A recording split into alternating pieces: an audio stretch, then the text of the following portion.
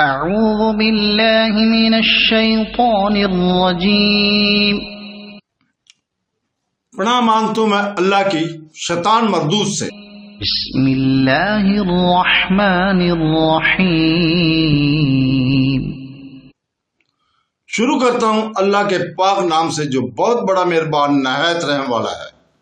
فَإِذَا قَضَيْتُم مَّنَاسِكَكُمْ فَاذْكُرُوا اللَّهَ كَذِكْرِكُمْ آبَاءَكُمْ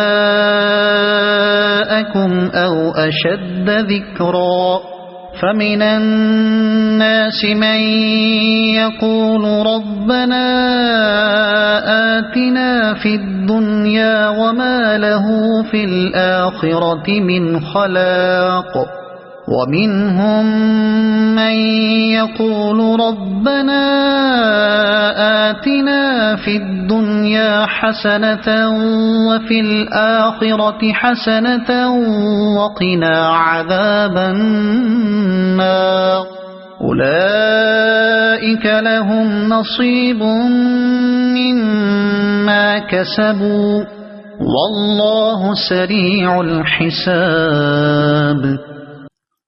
پھر جب تم ارکان حج ادا کر چکو تو اللہ تعالیٰ کا ذکر کرو جس طرح تم اپنے باپ داداؤں کا ذکر کیا کرتے تھے، بلکہ اس سے بھی زیادہ۔ پس بعض لوگ جو بھی ہیں وہ کہتے ہیں اے ہمارے رب ہمیں دنیا میں بھلائی دے، ایسے لوگوں کا آخرت میں کوئی حصہ نہیں۔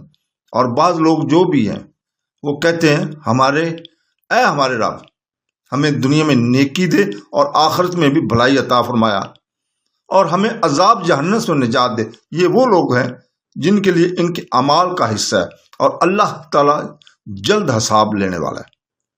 اس آیت میں یہاں اللہ تعالیٰ حکم کرتا ہے کہ اور ساتھ ہی ذکر کا طریقہ بتا دیا کہ اس طرح ذکر اللہ کریا کرو جس طرح بچہ اپنے ماں باپ کو یاد کرتا رہتا ہے۔ دوسرے معنی یہ ہے کہ اہل جاہلیت حج کے موقع پر تھے، کوئی کہتا تھا میرا باپ بڑا مہمان نواز ہے، کوئی کہتا تھا وہ لوگوں کے کام کاج کر دیا کرتا تھا، سخاوت اور شجاعت میں یکتا تھا، وغیرہ وغیرہ۔ تو اللہ تعالیٰ فرماتا ہے یہ فضول باتیں چھوڑ دو اور اللہ تعالیٰ کی بزرگیاں، برائیاں، عظمتیں اور عزتیں بیان کیا کرو۔ اکثر مفسرین نے یہی بیان کیا، غرض یہ کہ اللہ تعالیٰ کے ذکر کی کثرت کیا کرو، اسی لیے اس پر زبر تمیز کی بنا پر لائی گئی ہے، یعنی اس طرح اللہ تعالیٰ کو یاد کرو، اس طرح بڑوں پر فخر کیا کر۔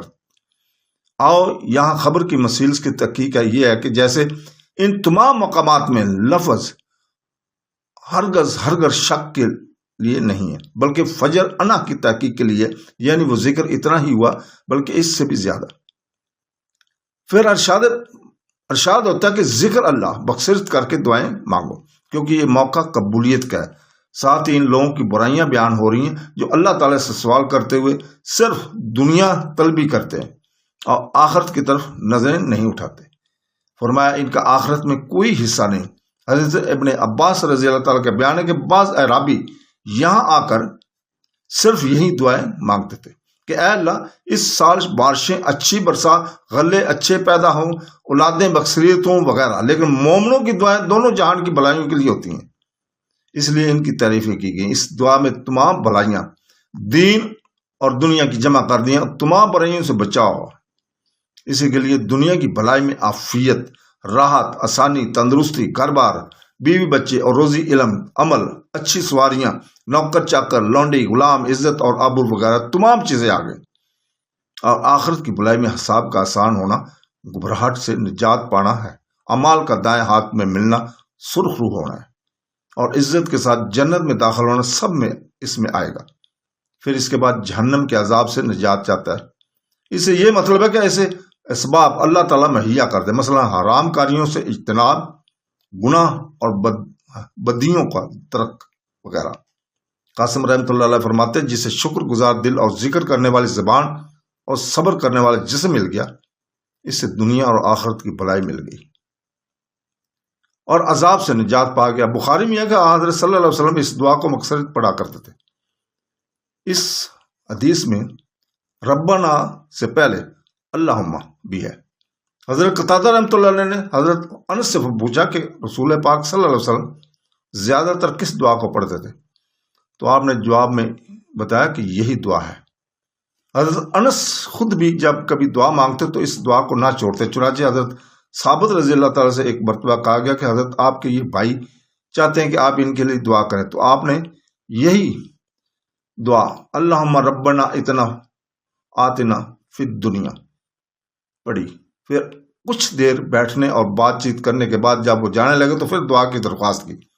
آپ نے فرمایا کہ تم ٹکڑے کرانا چاہتے ہو، اس دعا میں تو تمام بھلائیاں آ گئیں۔ حضرت صلی اللہ علیہ وسلم ایک مسلمان بیمار کی عیادت کے لیے تشریف لے گئے، دیکھا کہ وہ بالکل دبلا پتلا ہو رہا ہے، صرف ہڈیوں کا ڈھانچہ رہ گیا۔ آپ نے پوچھا کیا تم کوئی دعا بھی اللہ تعالیٰ سے مانگا کرتے تھے؟ اس نے کہا ہاں، میری یہ دعا تھی کہ اے اللہ، جو عذاب تو مجھے آخرت میں کرنا چاہتا ہے وہ دنیا میں ہی کر ڈال۔ آپ نے فرمایا سبحان اللہ، کسی میں ان کی برداشت کی طاقت بھی ہے؟ تو نے یہ دعا ربنا آتنا آخر تک کیوں نہ پڑھی؟ چنانچہ بیمار نے اسی دعا کو پڑھنا شروع کیا اور اللہ تعالیٰ نے اسے شفا دے دی۔ رکن بنی جمع اور رکن اسود کے درمیان حضور پاک صلی اللہ علیہ وسلم اس دعا کو پڑھا کرتے تھے۔ ابن ماجہ وغیرہ میں ہے کہ لیکن اس کی سند میں ضعیف ہے۔ آپ فرماتے ہیں جب کبھی رکن کے پاس سے گزرتا ہوں تو دیکھتا ہوں کہ وہاں فرشتہ ہے اور وہ آمین کہہ رہا ہے، تو جب کبھی یہاں سے گزرتا تو ربنا آتنا پڑھا کرو۔